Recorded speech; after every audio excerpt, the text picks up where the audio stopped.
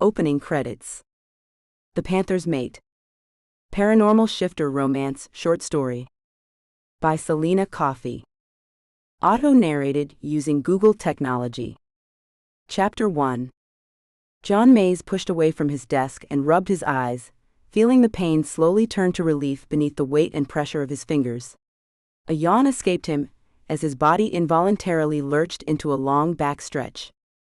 He had been glued to his computer for several hours, finishing up the research needed on the new real estate properties he was considering investing in. It was a typical Friday afternoon.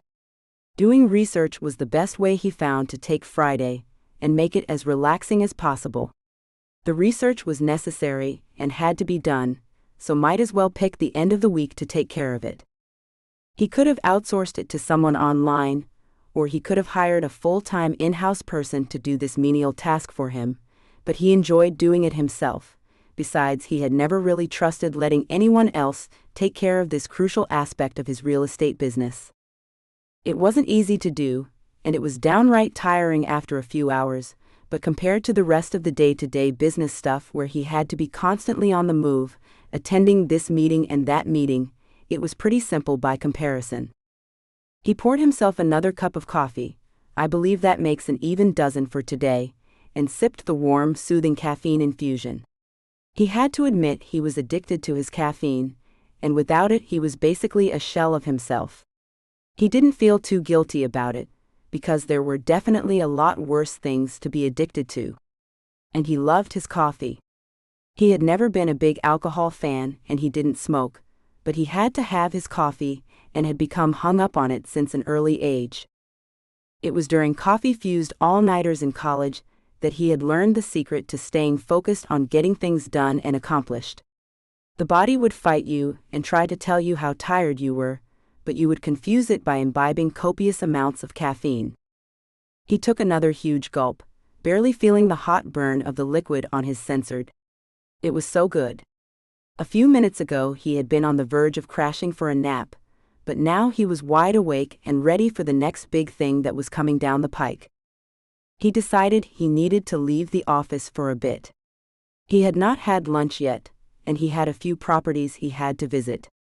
He sent the findings from his day of research to his secretary, Sally, and advised her to set up the appointments to see each of the properties as soon as possible. It usually took a few days, and he was then able to take a look. He typically looked at about 20 homes before he decided to pick one to buy. It usually took longer if he was looking at properties to flip, because there was a host of other things to consider. As he stepped out into the warm Miami sunshine, he couldn't help but smile. It had been a hectic week, but every time he stepped into the golden Florida sun, he was instantly rejuvenated. How could anyone feel anything but complete happiness under such beautiful weather? He had grown up in the area, and he could never imagine living anywhere else full-time, although he had vacation homes in Costa Rica and in New York City. No matter how much you loved home, it was always good to get away from everything for a while. His car was in the front parking spot with 2 spaces on each side of the vehicle, which were off-limits to everybody. He did not want to risk getting a dent or a scratch on any of his fine automobiles. Only Jay Leno had more cars than he did. He was an avid collector of classic cars, as well as brand new ones. His current favorite was the new Lamborghini. He'd had the opportunity to drive the first one off the assembly line, and he had bought it. As soon as he slid behind the wheel, he knew that the car belonged to him. That was one of the perks to being a billionaire. You could buy whatever you wanted. Most people had the wrong idea about money. It did not take away all of your problems, but it made everything in life a lot more convenient and comfortable. That was all you were really paying extra for. He fired up the engine and pulled out of the lot. Soon he was driving down the city streets of beautiful Miami. He had loved this city since he first stepped foot in it when he was a kid. He was born and raised about an hour north of Miami, but his family had moved to the city when he was 12 and his dad had joined a new law firm here. The beauty and diversity of the city had grabbed him, and it had never let him go. He knew he would live and die here. His dad had tried to get him to be an attorney, which he had actually planned to do. He was in law school when he first stumbled upon the idea of starting up his own business. At the time, it was just an internet company where he sold ebooks. He discovered freelance websites where you could get freelance writers to ghostwrite books for you on any topic. He started to sell the books and create different sales funnels online. Within a year, he was making $50,000 a year. By the time he had finished law school, he was making 6 figures a year. Instead of going farther with his law career, he decided to dedicate himself to business full-time, much to his father's dismay. John pulled through a drive-thru, ignoring all of the looks from the people who always gawked at his cars, and ordered himself a burger and fries. He didn't really have time or the company to do a sit-down lunch today. The research has taken him longer than he had planned, which always happened. He should have expected it by now, but he had just 30 minutes to get to his first house appointment of the day. He grabbed his order and drove to the house where he was supposed to be meeting the real estate agent. This was an agent he had not worked with before, and he didn't know much about her. She was new as far as he could tell. He pretty much knew all of the agents in the areas that he shopped in, either through previous work they had done together, or from word of mouth amongst people in the business and other realtors. He pulled into the driveway, shut off the engine, and proceeded to eat his burger. While he did so, he took a look at the files he had brought with him on each house. He stopped when he saw the picture of the realtor. She was rather stunning, long blonde hair, sweet face, curvy body, and a sweet look in her piercing blue eyes. He had not noticed her before when he had looked at the file. He must have just skimmed right by it. John wondered how inappropriate it would be to ask her out. He had never really mixed business with pleasure. You were just asking for trouble if you did that, but he was being tempted right now. "John?" The voice came from behind him. He was startled at first, because no one had pulled up in the driveway beside him. He noticed the photo come to life standing right beside his car, and the photo did not do her justice. She was even more ravishing up close, and he found himself instantly turned on. He swallowed hard and stepped out of the car, leaving the files on the passenger seat. "Yes. I'm John Mays," he said, shaking her hand. "Trish Culver," she replied. Her fingers were soft, her hand small and delicate, was swallowed up by his own. He found this somewhat charming. He was definitely becoming smitten by this girl. Trish looked about 25, with an exuberance that kind of made her seem younger at times, but she was obviously sophisticated and intelligent. John loved intelligent women who carried themselves with poise and confidence. "Very nice to meet you," John replied. "Likewise. Have you been waiting long?" "No, I was a little early. I was just finishing up some lunch," John said. "Great. Let's go inside." As Trish reached into her purse and pulled out the keys, John first noticed the ring. She was married. His hopes of any romance were instantly shattered. John was not the kind of man to go after taken women. He had been cheated on before, and he thought it was about the most despicable thing you could do to somebody you were supposed to love. He would never allow himself to be a part of that. He smiled to himself and relaxed. At least it took the edge off the situation, and he could just focus on the work he had come to do. Besides, now he wouldn't have to tell her the truth about himself, the real truth. He hated to admit it to himself, but he had been afraid to get close to a woman for fear of them finding out who and what he really was. It wasn't that he was ashamed of himself, far from it. He was actually very proud to be John Mays, and he was proud of all of the abilities he had, but he had never met another shapeshifter, and he was actually starting to think others didn't exist. He was sure that there had to be some out there somewhere, and he had even heard that there were groups of them who got together where they could be with each other without fear of judgment, but so far he had never found anyone. Although he had not exactly been advertising it to the world himself. It was the sort of thing you just didn't go around asking people, and you damn sure didn't want anyone else to know it about you. That was the real reason why he was so hesitant to get close to a woman. He never knew how a woman would react. He figured that most would react with disgust and horror. They would either never talk to him again, or they would contact the authorities and somehow convince them that John was an animal. Even if they didn't believe that he was a shifter, they would probably still check him out just to see what had scared the girl so badly, and they might end up putting him in a position that he was forced to shift to defend himself and get out of a jam. Then the whole world would know who he was. If the cops garnered hard, solid evidence that he was a Panther, it would be all over for him. It wouldn't matter how much money he had. He would not be able to run and hide forever. So far he had been able to be just famous enough to stay below the radar, and that was the way he liked it. Even when he had told his wife who he was, she had not believed him at first. Then when he showed her, she almost freaked out. It had taken a lot of convincing for her to accept what he was and what she had seen, but she was one of the most level-headed women he had ever known. And when she got sick, he couldn't save her.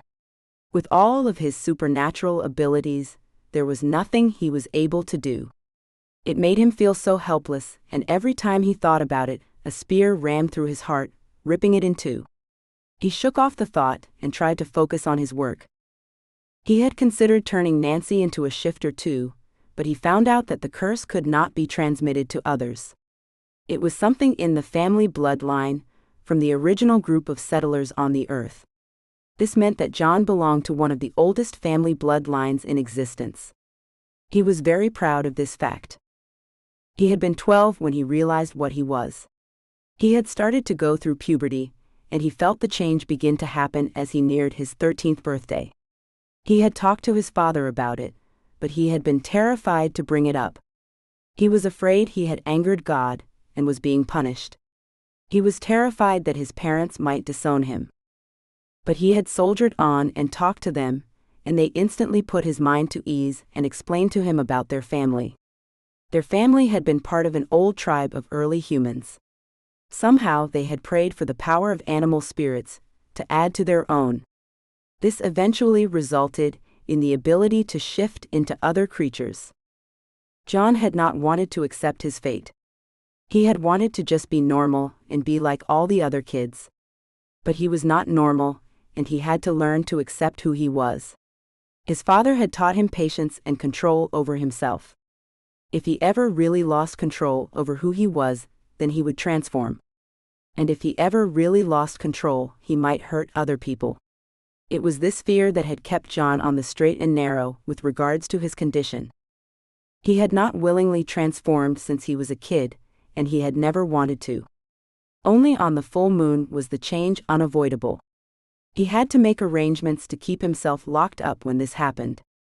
He did it just as a safety precaution, to make sure that he didn't go anywhere and that he wasn't seen. When the change came over him, he was still of sound mind, but he was different. It was like being drunk or hypnotized. He became highly suggestible because all of his inhibitions dulled during this time. He shook off the dark thoughts and focused on the house he was looking at. As Trish led him through the house, she reminded him of Nancy. The way she spoke and her mannerisms were so much like hers.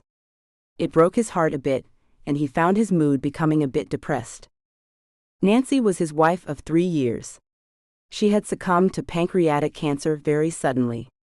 It seemed she got sick, was diagnosed, and died all within the span of a year. It had been 3 years ago since she passed, and not a minute went by when she wasn't in his thoughts. He supposed that was probably why he had not dated anyone since then. He was not sure he would ever be over Nancy, but he knew that she would want him to get his life back on track, and she wouldn't want him to be lonely. So a few months ago, he had decided to go ahead and put himself back out there. But he had yet to really commit himself to it. This was another reason he was so relieved to find that Trish was taken. He decided that the house Trish was showing him was definitely a maybe. It had everything that he was looking for. He should be able to rent it out and make a great profit from it. It was a 3-bedroom, 2-bath ranch house in a great neighborhood, and it was close to a really good school. He would have no trouble finding good renters, but he of course wanted to finish checking out the rest of the homes on his list. It turned out that Trish was the realtor on 2 other homes, so John had the pleasure of her company for a bit longer. She was a very charming and attractive woman, and John found himself wishing more and more all the time that she was not married. He felt like a bit of a leech thinking such things, but it was how he felt. It was okay to have feelings, and to be attracted to someone. Thoughts without action equaled nothing. That was true in all aspects of life he had found, which was why most people never really came close to accomplishing their goals and dreams. By the time he was done inspecting all of the 8 homes on his list, it was almost dark and time for dinner. He had originally planned to go back to the office and get some more work done on his new internet startup, but he decided that he would just call it an early night. It had been a long week, and tomorrow he had to get up bright and early to play in the annual Miami charity golf game. He and his business's partner, Rich Lewis, were teaming up again. They had won the thing 3 years in a row, and as good as it was to give the proceeds to charity, they both loved to win. He couldn't help his strong competitive nature, and Rich shared his enthusiasm. It was going to be a fun day in the sun. He never got tired of basking in the glorious sunshine of southern Florida. Chapter 2. Kate Buchannon closed her office door behind her and waved goodbye to the student she had just been meeting with. Bethany Daniels was a junior in her Accounting 2 class. The poor girl was struggling with the material, and she was going to have to enlist the help of a qualified tutor. Kate had helped get her set up with a tutor from the learning annex of the school. They were qualified students who had earned A's in the subjects they were tutoring and had received a letter of recommendation from their professor. They would work as tutors for the school for minimum wage to help other students. It was a great way for students to make money without ever leaving the comforts of school, and it could easily be worked into their schedules between classes. Kate walked down the long, dark hallway to the doors at the end of the School of Business main building. It had been dark for hours, reminding her of the 9 o'clock hour. Kate was a part-time professor teaching Accounting 1 and 2, cybercrime and fraud. Some semesters she alternated fraud with basic economics, but this semester it was fraud. During the day, she worked as a cyber fraud investigator for Cybertech, an online security company. She had been doing this for almost 10 years now, and before that she had worked as an accountant for a large firm in Miami. She had stumbled upon the cyber fraud career by accident. She minored in computer programming when she was an undergrad, and she had used this skill with computers to recover several misappropriations of funds and embezzlement cases for several of the large corporations in the area. The subject of white-collar crime, and especially cybercrime, had been a relatively new thing at that time. People like herself had taken it so that it was now public knowledge, and they had helped people become much more cautious when it came to how they did business online and how companies tracked their employees' activities. She loved what she did, and she could never imagine doing anything else. She loved teaching as well. Her day job more than covered her modest expenses, but she loved to teach. There was something about passing knowledge on to the next generation, and she truly enjoyed the experience of being with eager young minds that were actually eager to learn. Well, some of them were eager to learn, the others were eager to get their grade and get on with their lives, which had nothing to do with accounting. As she left the building and the darkness of the night embraced her, she inhaled deeply, enjoying the salty sea smell of the warm Miami night. It was a perfect place to live, as far as she could tell. She had gone to school at Miami, and she had never missed Tallahassee. Although she was only 5 hours from home, she still felt like she was free to be her own person. She had always dreamed of living in the area, especially since her uncle Gordon had come to Miami and made it big, starting up an investment banking firm.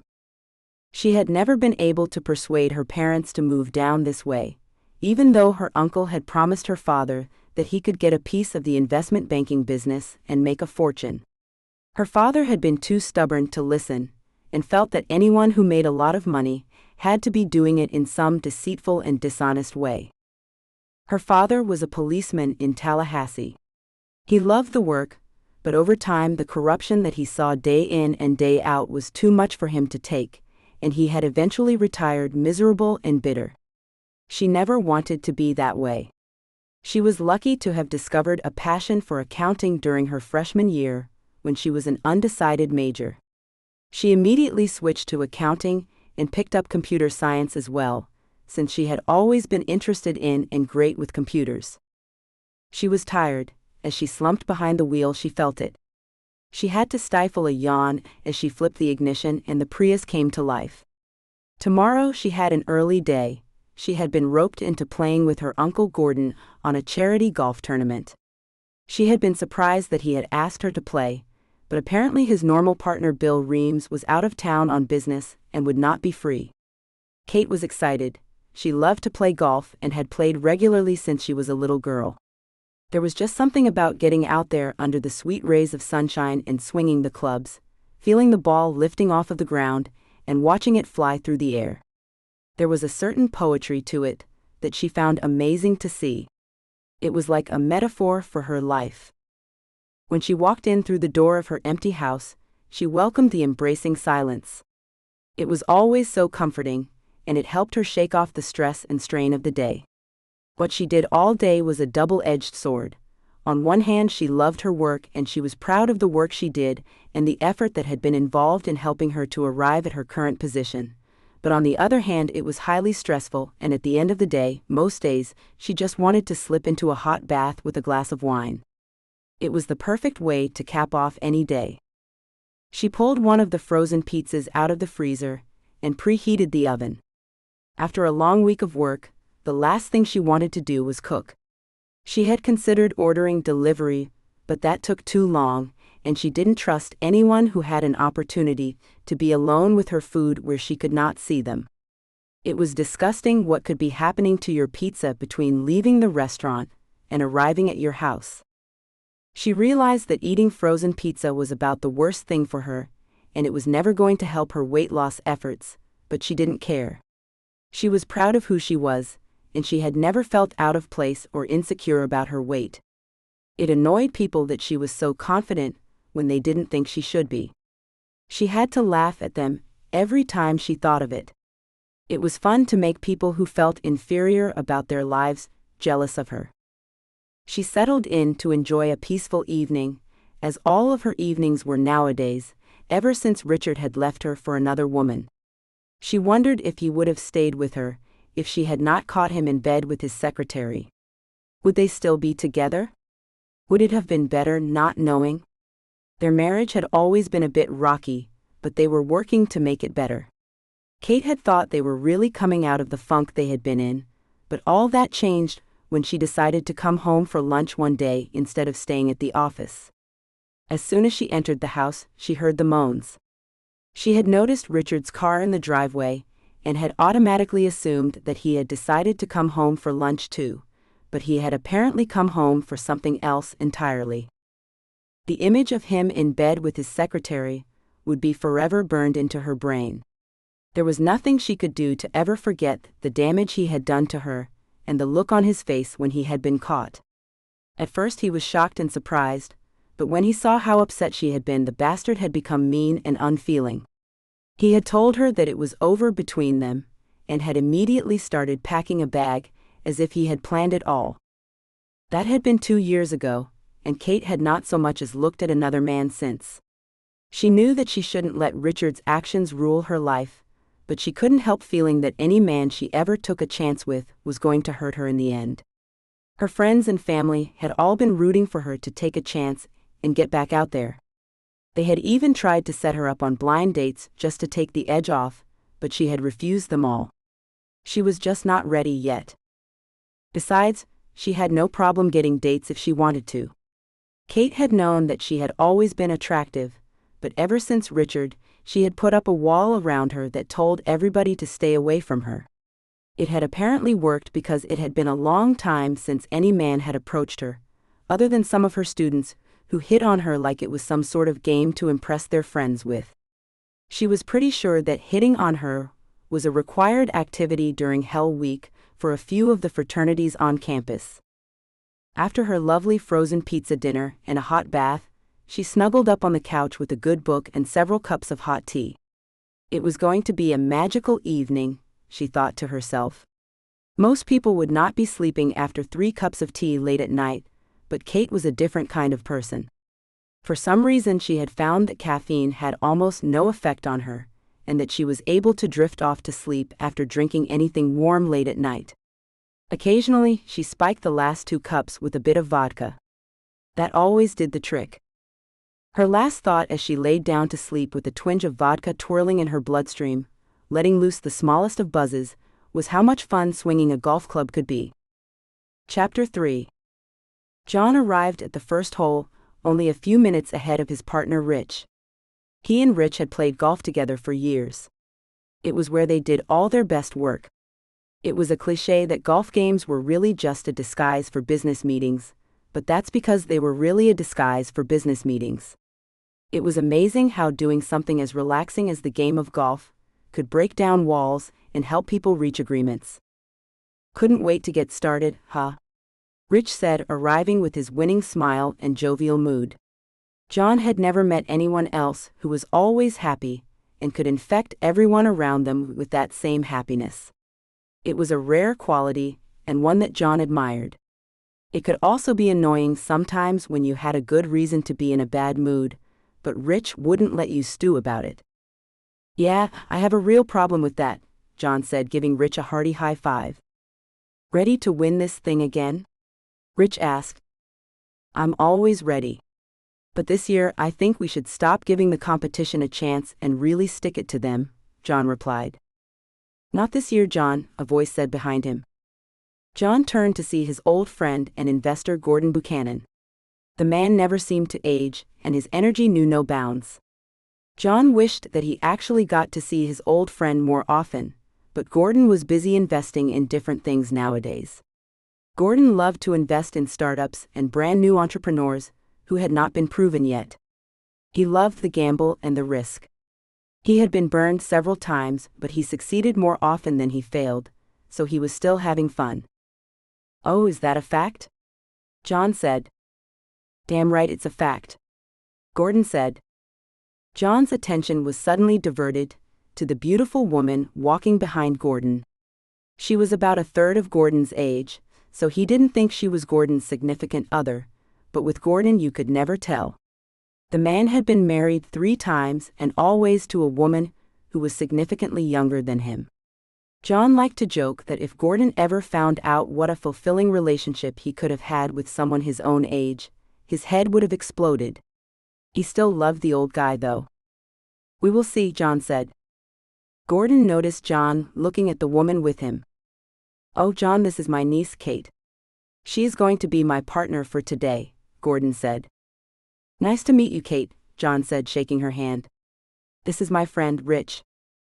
Rich shook her hand, while John continued to admire her beauty. She was really quite striking.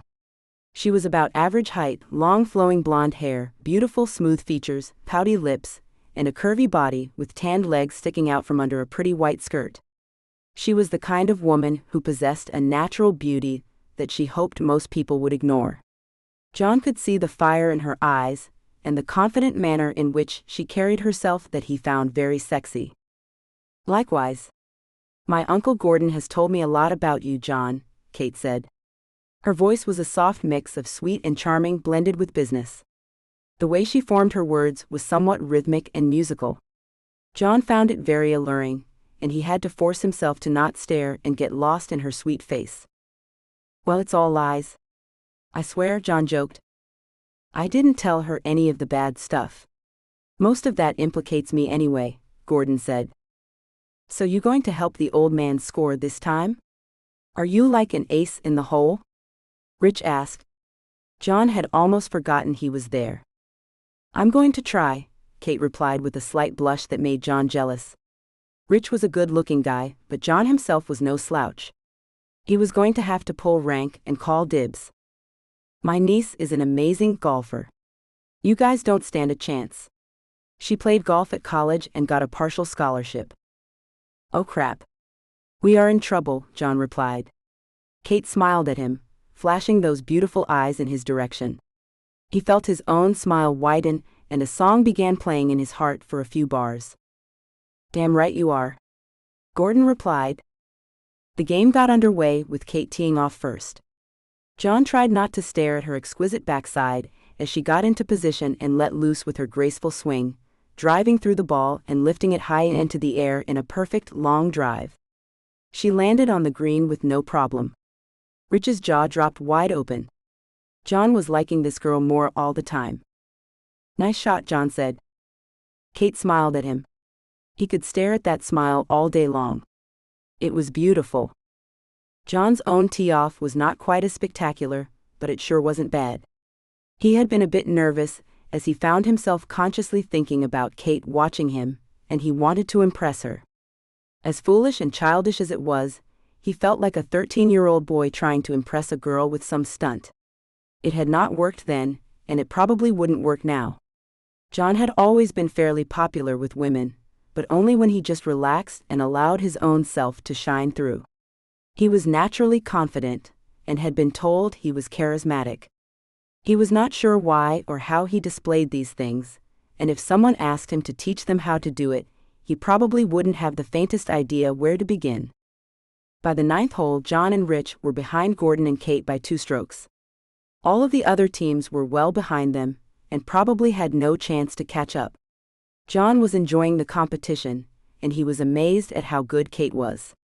She had not delivered a bad shot all game, and he loved to watch her perfect form. After the 9th hole, they were allowed a half-hour break. John had never known the tournament do this before, but he supposed that some of the players out there were a bit older, and they needed the rest. At any rate, it gave him a few moments to talk with Kate. Lucky for him, Rich had already picked up on the signals that John had designs on Kate. So far she had been modestly receptive to his charms. He had not done any blatant flirting.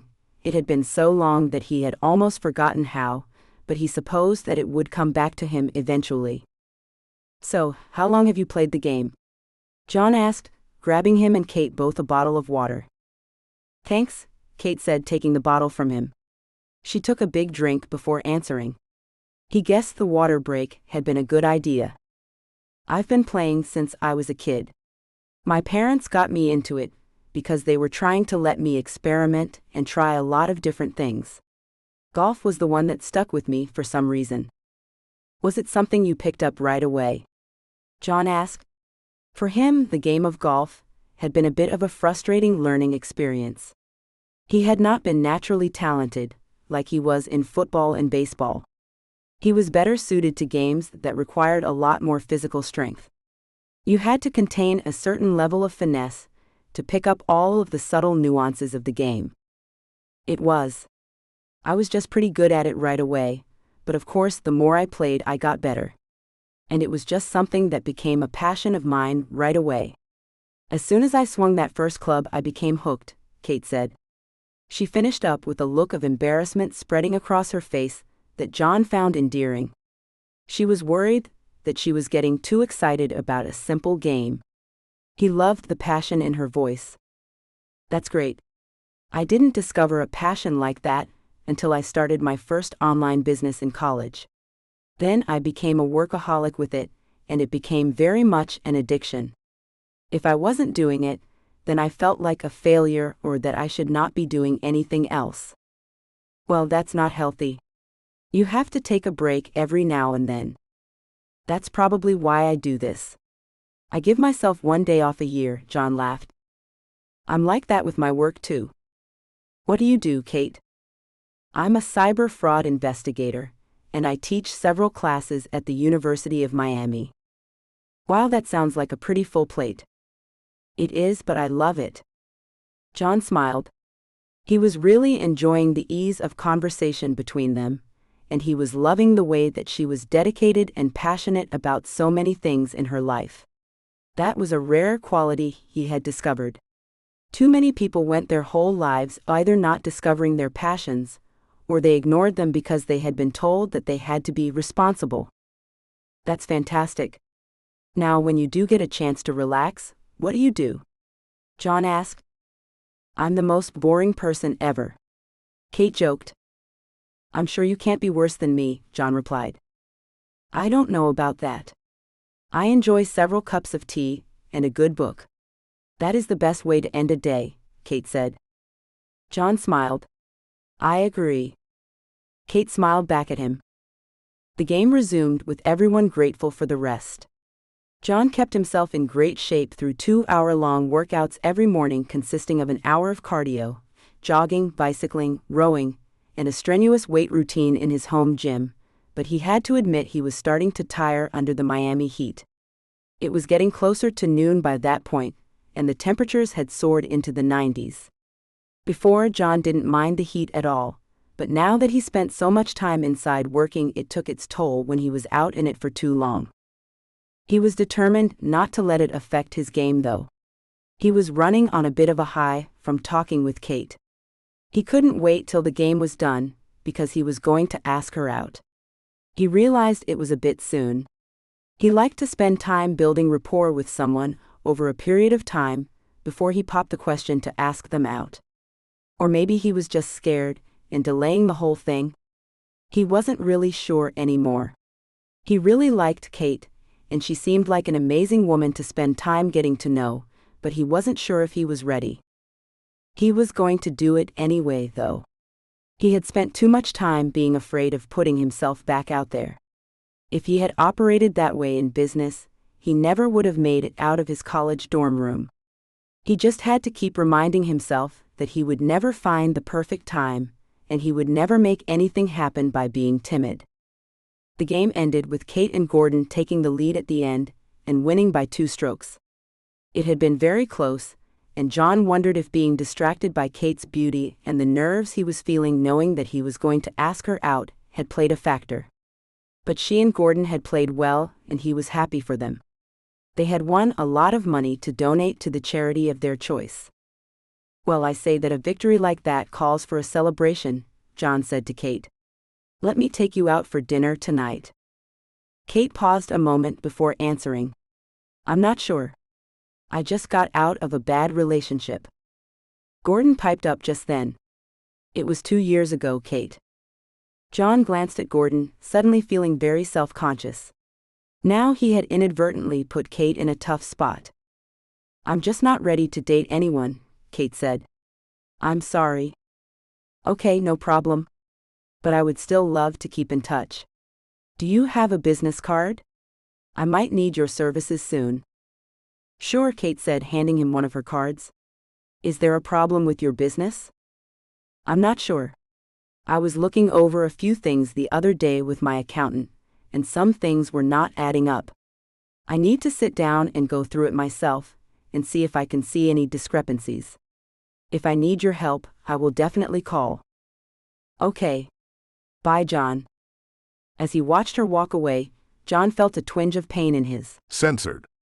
It was a sinking feeling that he had not felt in a long time, but he was okay. Asking her out had been terrifying for some stupid reason, but it had been okay. It was no big deal. Asking women out had never been a big deal for him in his single days. Now he felt that he had removed the obstacle that was impeding his growth, and he was free to put himself back out there. But Kate would not leave his mind. Chapter 4. John couldn't believe it. There was definitely money missing. It was a lot of money taken from the payroll funds. He estimated that it was about $5 million. He had no way of telling how long it had been happening, or who was involved. For the past 2 hours, he and his personal accountant, Marvin Snow, had been working on the issue. Marvin had first noticed a blip when he was doing payroll taxes at the end of the year. He figured that it was something odd, but that it would somehow correct itself. He had brought the matter to John's attention as soon as he had seen it. John had looked at it then, but had not given it the spectrum of attention it had required. He was busy with other things at the time, and he figured that there had to be a mistake somewhere where the allocation of funds was just placed in the wrong spot instead of the employee payroll. He told Marvin to watch it, and he had filled in the gap with other funds to cover the payroll. Now it was becoming explosively evident. He had a big problem on his hands. He called Kate and asked her to come over to take a look. She was there 35 minutes later. John could not get over the huge twinge of attraction he felt every time he looked at Kate. She was wearing jeans and a t-shirt, and she looked incredible. She was an easy woman to fall in love with, that was for sure. He had to be careful to keep his feelings bottled away, though. If he acted like he was still very interested in dating her, it was going to creep her out and make her feel very uncomfortable, but it was so damn difficult. Kate sat down with a huge cup of Starbucks and began to sift through the minutiae of detail. John wasn't sure what he could do, so he went to a spare office to do some other work. He had a few phone calls to make about the houses he had looked at a few days ago. He had finally decided on a few that he was interested in acquiring. He called up the realtor, Trish, and she was very happy to hear from him. She was ecstatic that he was actually interested in buying 2 of the homes. She quickly began drafting up the first round of paperwork, which John began to peruse over, picking them up off the fax machine. After years in the business and all of the properties he had acquired, he never got used to all the messy paperwork that was involved. He could have hired someone else to do it, but again he liked to be hands-on with things. He didn't trust others to work as hard as he did, and to pick up on things that were not to his liking the way he did. Only he could really do that, so he had never felt comfortable outsourcing certain aspects of the business. He had just started getting into the whole thing when Kate came bouncing into the room. "You have to see this," Kate said. John walked behind her to the other room and sat down patiently silent as she explained everything that she had found. Apparently there was $6 million missing, and it had happened slowly over a number of years. The person doing this was pretty smart about it, and about not getting too greedy too quickly. That was why they had drugged the whole thing out so slowly. "Wow, I don't believe this," John said. "It happens more often than you think, actually." "So who did it?" John asked. Kate had pinpointed the activity to an offshore account that she had been able to trace, using some backdoor methods, to Jeff Kegger. John had to think for a moment who Jeff Kegger was. Then it dawned on him. Jeff Kegger was a member of his middle management team, who was mostly responsible for overseeing the accounting on some of the restaurants that John owned. He was trying to start a small franchise of pizza restaurants. So far things had been going pretty well for the chain. "Do you know who that is?" Kate asked. "Yes, I do." "Wow, so what happens now?" "Well, if you want to press charges, I'll send all of this over to my team, and we can get started on nailing this guy." John loved to watch Kate in action. It was a huge turn-on observing her in her element and seeing what she was really all about. "Okay, let's do it. I want to get this bastard," John said. The more he thought about it, the angrier he got. How dare someone steal from him? John could not stand dishonesty, and a thief was one of the lowest human beings on the planet, as far as he was concerned. It was a despicable and truly shameful crime. If the guy had needed money, he could have come to John, and John most likely would have helped him out. He knew that Jeff was a family guy. The next day, Kate called John to let him know that Jeff had left town. He had packed up all of his things except for some furniture, and he was completely gone. He had gotten wind that they were onto him somehow. She wasn't sure how. It might have been just a coincidence that he realized that someone was going to discover it. "When was the last time he was at work?" Kate asked. "I'm not sure. Let me check the log to see if we had put any temps in for him recently," John said. He checked the records, and it looked like Jeff had been gone for 2 weeks. He relayed the information to Kate. "That sucks.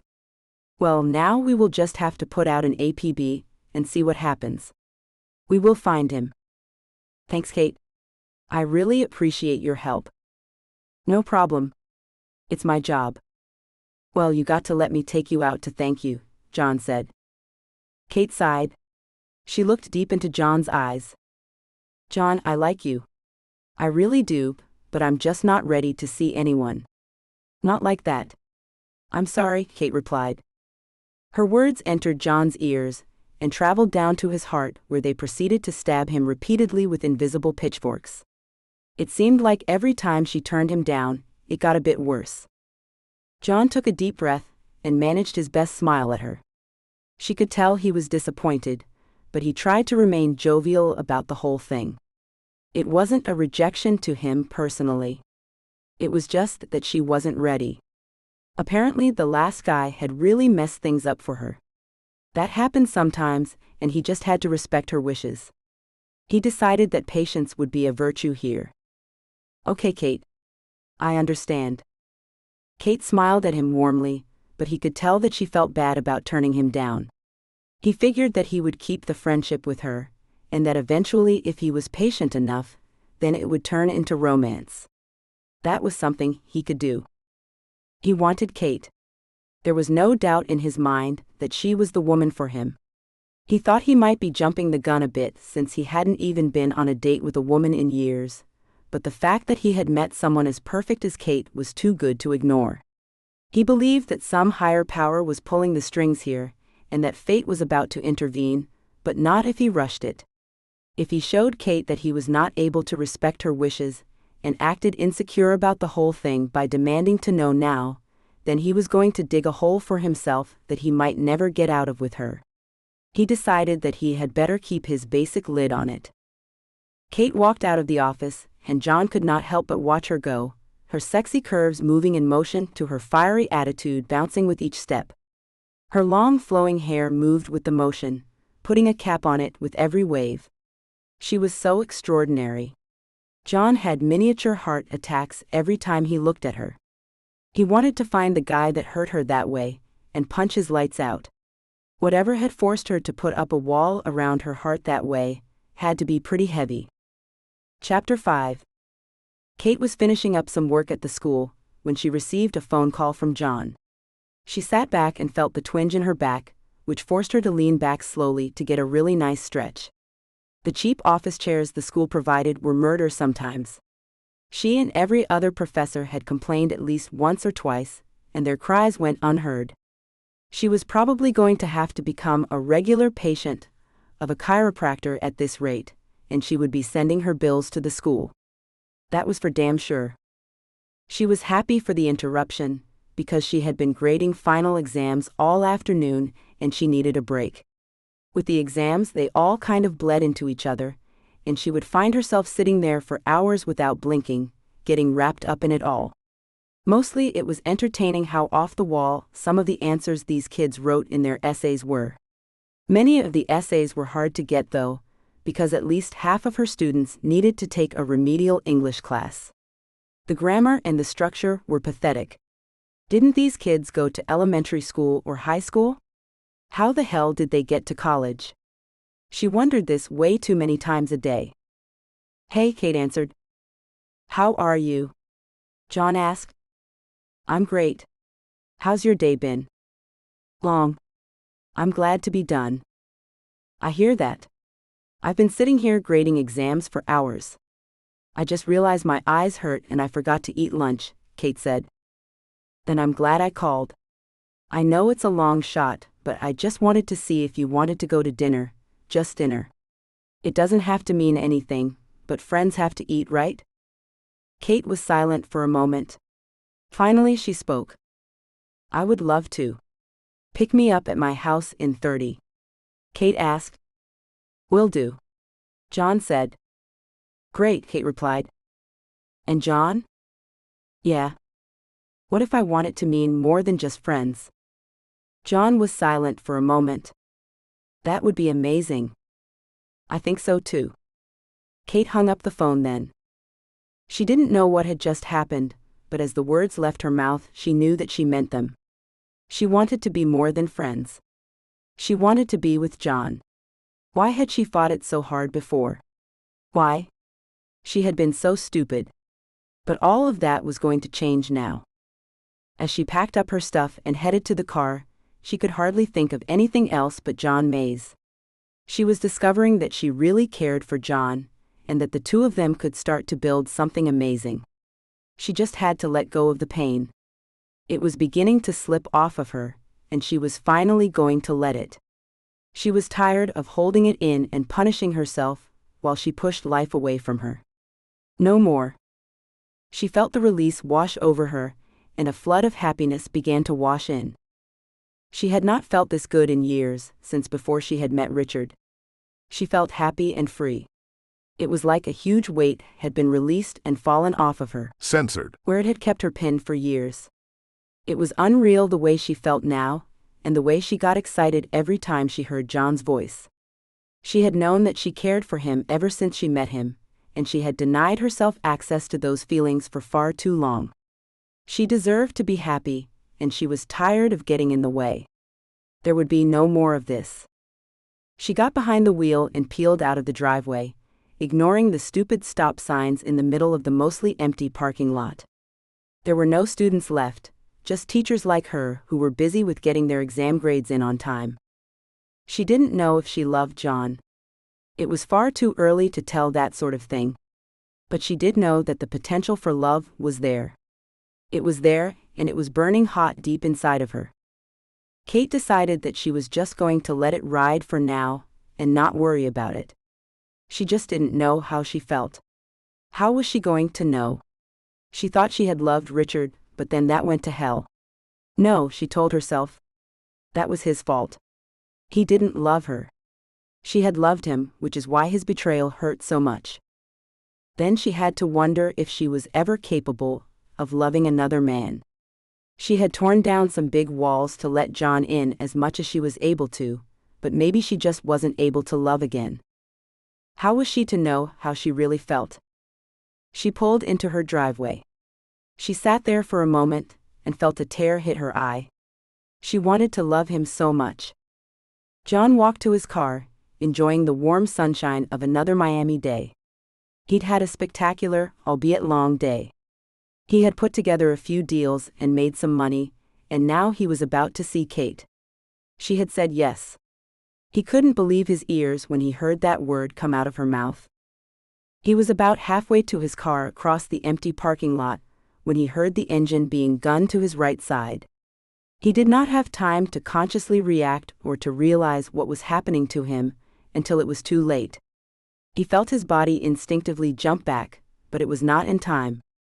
He caught a glimpse of the red car a split second before his body hit the front bumper and flipped up in the air, landing on the hood of the car and continuing to flip and roll up over the top, and then down the back windshield and the trunk of the car before finally hitting the ground with a huge thump and rolling across the hard pavement several times. He finally came to a stop. He was hurt. He knew that. He was hurt bad. His head was full of pain, and he could feel blood trickling down the sides of his face, hot and sticky in the warm sunshine. He tried to open his eyes, but blood poured into his sockets, robbing him of his vision. He needed help. He tried to move, but his body would not cooperate beneath the blanket of pain that roared throughout his being. He needed to call someone. His phone. He tried to reach to his pocket, hoping his phone was still there and that it was not broken. His arm resisted even the slightest of movement, as he tried with every ounce of strength he could muster to grab the phone. He felt it beneath his fingers. He just had to grab it and pull it out. He could do it if he could just hold on. The pain. The pain was forcing him to be still. He tried again, repeatedly, to move over it and make this thing happen. He was going to get that phone. He was going to call for help. The dizziness fell over him, and then all was dark. His last thought was the phone beneath his finger and Kate's beautiful face. As he felt his bones begin to heal and the dizziness retreat from him, he began to make a decision. He was going to show Kate who he was. He knew that it was too soon, and she had just agreed to go out with him, but this brush with death was enough to make him realize that he did not want to start their relationship out on a lie. John went home and quickly changed. He was completely healed within 5 minutes after he had got back into his car. And by the time he was home, you could not tell he had been in an accident. He wondered who had struck him. Was it just a random act of violence? Or was it something else much more personal? Who would want to hurt him? In the world of business, it was often hard not to make enemies, but he liked to think he was the rare exception and played the business game as fair as anyone could play it. But that didn't mean that he hadn't made an error or an enemy somewhere. But still, this sort of an attack felt much more personal than that. Being a billionaire had a lot of perks, but it also had its bad side. It put a bullseye on your back. He had heard about wealthy friends of his who had been assaulted and robbed, and some had even had attempts on their lives, but usually it was done by people close to them. As John drove to meet Kate, he tried to force those thoughts out of his mind. Tomorrow he would contact his friend Mike Bell, a detective with Miami Metro, and he would let the cops handle this investigation. He was sure that whoever did this would try something else when it was discovered he was alive. Bring it on, he thought as he stepped on the gas. Chapter 5. Kate was finishing up some work at the school when she received a phone call from John. She sat back and felt the twinge in her back, which forced her to lean back slowly to get a really nice stretch. The cheap office chairs the school provided were murder sometimes. She and every other professor had complained at least once or twice, and their cries went unheard. She was probably going to have to become a regular patient of a chiropractor at this rate, and she would be sending her bills to the school. That was for damn sure. She was happy for the interruption, because she had been grading final exams all afternoon and she needed a break. With the exams, they all kind of bled into each other, and she would find herself sitting there for hours without blinking, getting wrapped up in it all. Mostly it was entertaining how off the wall some of the answers these kids wrote in their essays were. Many of the essays were hard to get though, because at least half of her students needed to take a remedial English class. The grammar and the structure were pathetic. Didn't these kids go to elementary school or high school? How the hell did they get to college? She wondered this way too many times a day. Hey, Kate answered. How are you? John asked. I'm great. How's your day been? Long. I'm glad to be done. I hear that. I've been sitting here grading exams for hours. I just realized my eyes hurt and I forgot to eat lunch, Kate said. Then I'm glad I called. I know it's a long shot, but I just wanted to see if you wanted to go to dinner, just dinner. It doesn't have to mean anything, but friends have to eat, right? Kate was silent for a moment. Finally she spoke. I would love to. Pick me up at my house in 30. Kate asked. Will do. John said. Great, Kate replied. And John? Yeah. What if I want it to mean more than just friends? John was silent for a moment. That would be amazing. I think so too. Kate hung up the phone then. She didn't know what had just happened, but as the words left her mouth, she knew that she meant them. She wanted to be more than friends. She wanted to be with John. Why had she fought it so hard before? Why? She had been so stupid. But all of that was going to change now. As she packed up her stuff and headed to the car, she could hardly think of anything else but John Mays. She was discovering that she really cared for John, and that the two of them could start to build something amazing. She just had to let go of the pain. It was beginning to slip off of her, and she was finally going to let it. She was tired of holding it in and punishing herself while she pushed life away from her. No more. She felt the release wash over her, and a flood of happiness began to wash in. She had not felt this good in years, since before she had met Richard. She felt happy and free. It was like a huge weight had been released and fallen off of her. Censored. Where it had kept her pinned for years. It was unreal the way she felt now, and the way she got excited every time she heard John's voice. She had known that she cared for him ever since she met him, and she had denied herself access to those feelings for far too long. She deserved to be happy, and she was tired of getting in the way. There would be no more of this.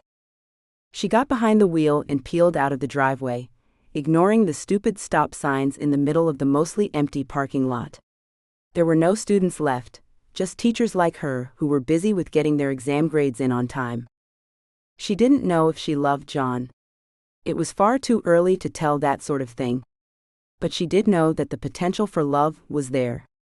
It was there, and it was burning hot deep inside of her. Kate decided that she was just going to let it ride for now, and not worry about it.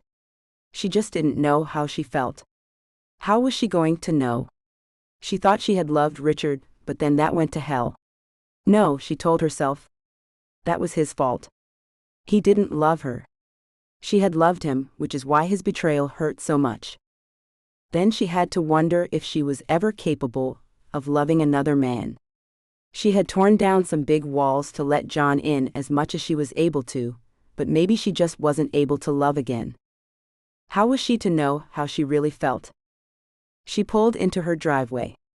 She sat there for a moment and felt a tear hit her eye.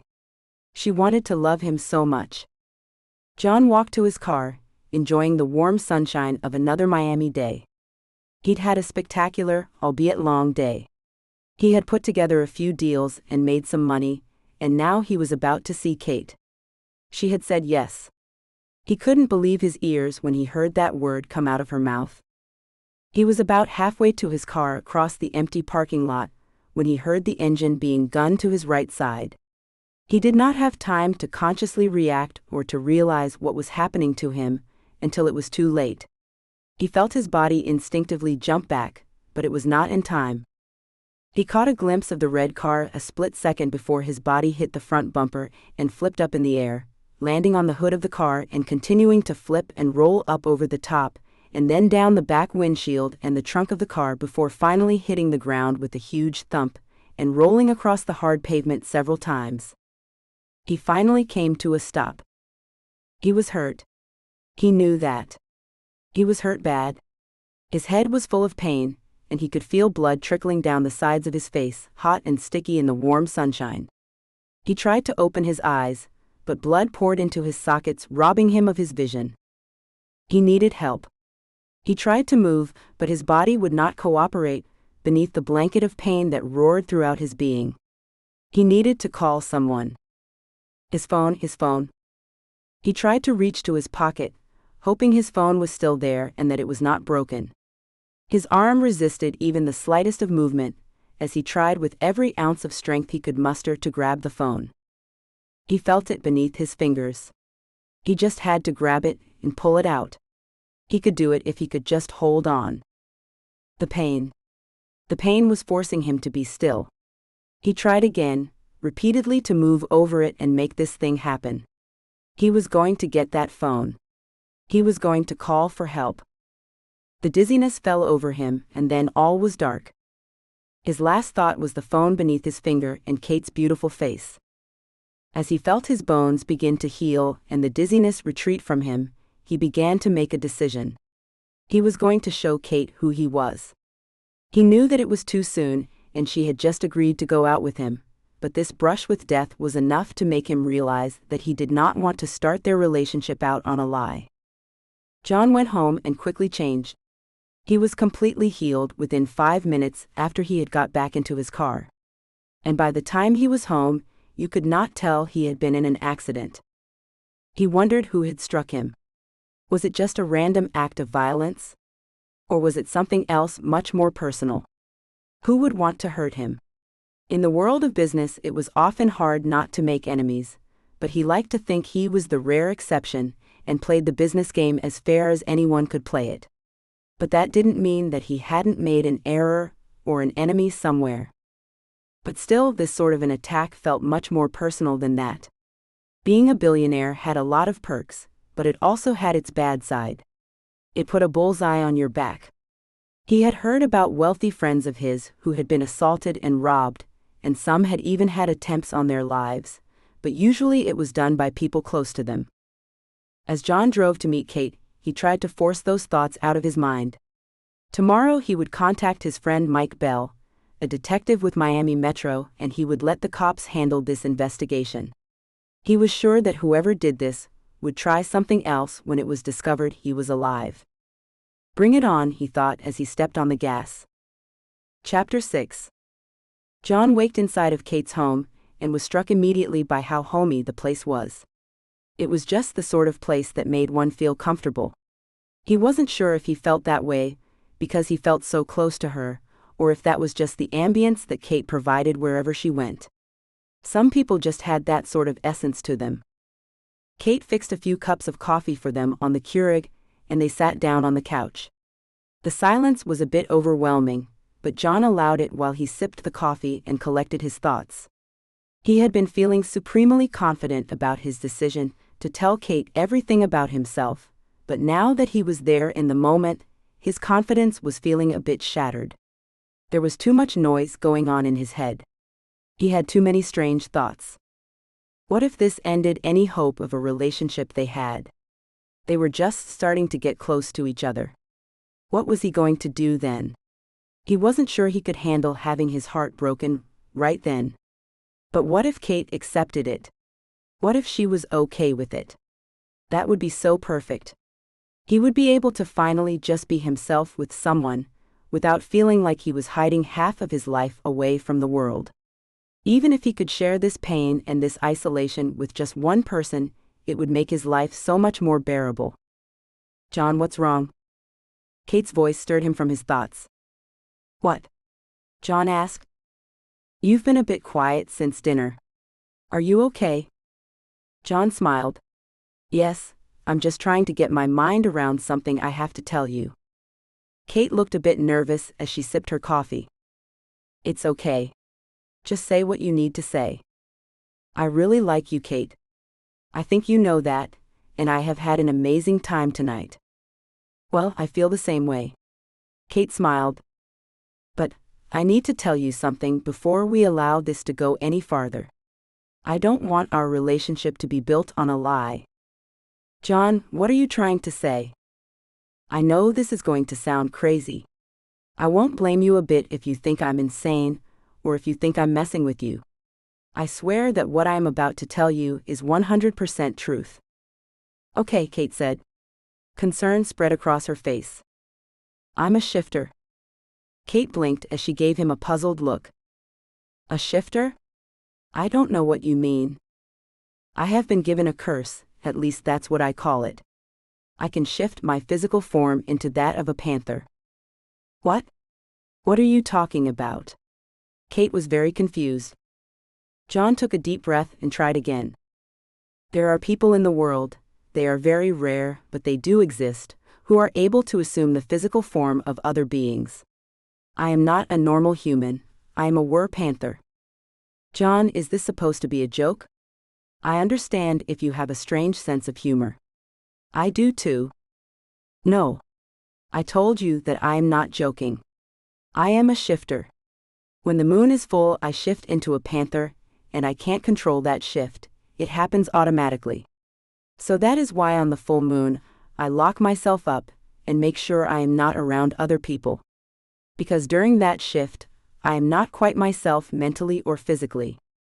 "John, this is starting to sound absurd. I enjoyed the joke, but now I think you are taking it a bit far. Did you drink too much tonight?" "I think I did, so I wasn't really keeping track of how much you drank." "I'm not drunk. In fact, I can't really even get drunk. That's part of the shifter curse." Kate was looking at him like he was crazy. He knew she wouldn't believe him, and he had hoped to avoid having to transform to make her understand. If he changed in front of her eyes, it would terrify her, and that was the last thing he wanted to do. But he had to make her understand. There could not be any mistrust between them, and he didn't want to lose her by letting her think he was just trying to mess with her. She appeared to be getting a bit angry and frustrated. "I'm afraid I'm going to have to show you," John said. "Show me? Show me what? You don't expect me to really believe that you can turn yourself into a panther, do you?" John sighed. He really didn't want to do this, but she was leaving him no choice. Click. He heard something coming from the other room. His senses were instantly on high alert. Somebody was there. "You live here alone, right?" John asked. "What?" "Yeah. I heard something." "What did you?"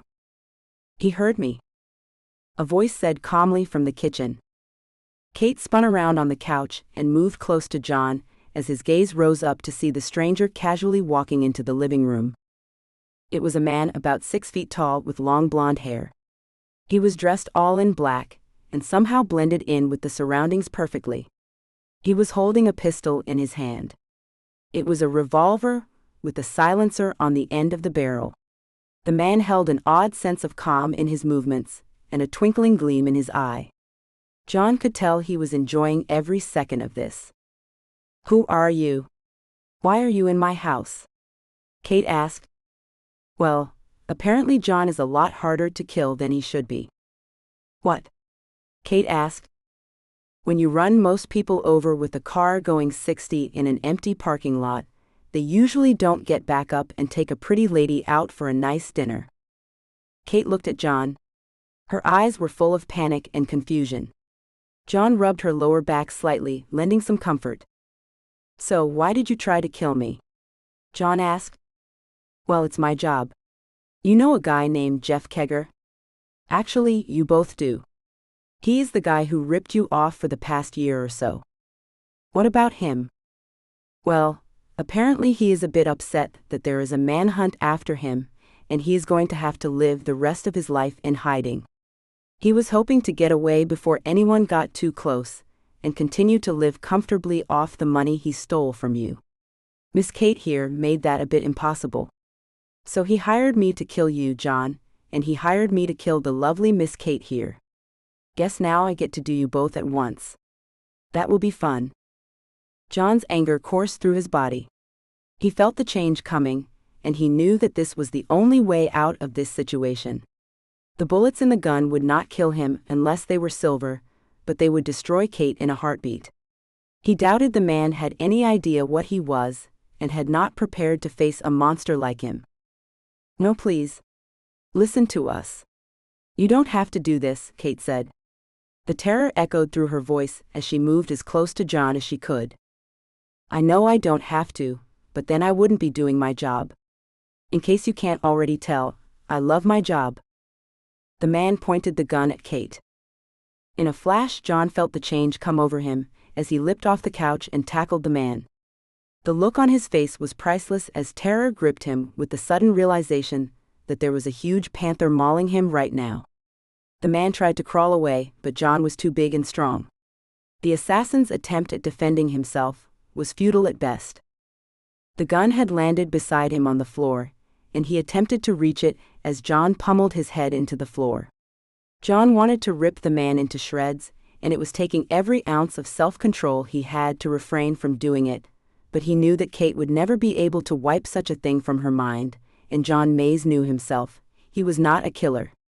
Even though this man deserved death, and worse if that was possible, John would never be able to carry that weight on his conscience. But he was going to beat the man into the middle of next week.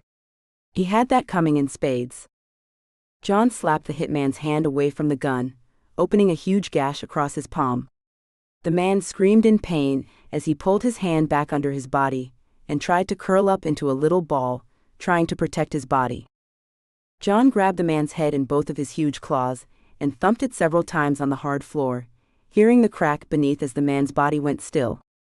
John pulled back, at first afraid he might have let the rage get the better of him. He hadn't wanted to kill the man. He bent closely to him and inhaled deeply, allowing his senses to expand. He took a reading of the man. His heart was beating fine and his breathing was normal. He had just been knocked unconscious. He was going to be fine. He would probably be waking up just about the time the cops got there. That suited John just perfect. John glanced over at Kate, who was curled up in a ball on the couch. Her face was white as snow, and she was shivering uncontrollably in terror. John was surprised that she had not run, but he could clearly see now that the terror had incapacitated her.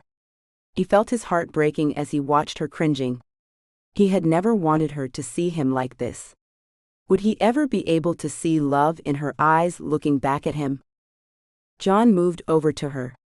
Kate cringed as the panther nuzzled up beside her. John could see that she was very conflicted over whether or not she should be afraid of him. The change reversed in a matter of seconds, and Kate's face brightened as she saw John sitting beside her now where a panther had been only seconds ago. John could only imagine what she was thinking and feeling at that moment, but he had to let her know that he was there for her and that no matter what he would always protect her. "It's okay, Kate. Everything is going to be fine." Kate burst into tears right then and hugged John tightly. It was as if she didn't know it was really him until he spoke. He held her close to his censored body. His clothes were torn to shred on the floor, ripped to pieces during the change. After a few minutes, she began to catch her breath and calm down a bit. John could hear her heart rate falling slowly to a normal rate. Kate pulled back slightly and began to speak. "I'm sorry I didn't believe you," Kate said. "Oh, it's okay. I'm sorry you had to see this. If you weren't a shifter, then he would have killed us both." "I know. I guess this thing isn't as much of a curse as I thought," John said. "I have a lot of questions," Kate said. "I know you do." While they waited for the police to arrive, Kate and John talked about everything. John had not felt relief like this for as long as he could remember, and it felt so amazing to be with a woman he loved who loved him back. He knew she loved him, even if she didn't know it yet. To accept him for who and what he was took a great deal of love. Although their relationship was just beginning, John knew their future together was bright and long. He saw the love in Kate's eyes that day, and every day after. It never failed to warm his heart. Thank you for reading my book. If you like this story, I think you'll enjoy my book Barely Wolf. A big favor to ask. I would really love it if you could take a few seconds to leave me a review. Thank you so much in advance. About the author. Selina Coffey is a romance writer who lives happily in London with her husband and son. She is a hopeless romantic who grew up always believing in love, and she is not ashamed to admit this. It is this belief that makes her so passionate about writing crazy love stories. A stereotypical girly girl, she loves shopping. So whenever she gets a chance and the spare cash, you will probably find her browsing online for the next pair of shoes to add to her collection. You can find her online at www.selinacoffey.com. Contact her at hello@selinacoffey.com. Closing credits. This has been The Panther's Mate. Written by Selina Coffey. Auto-narrated using Google technology. Copyright 2024 by Lovey Books Limited. Production copyright 2024 by Lovey Books Limited.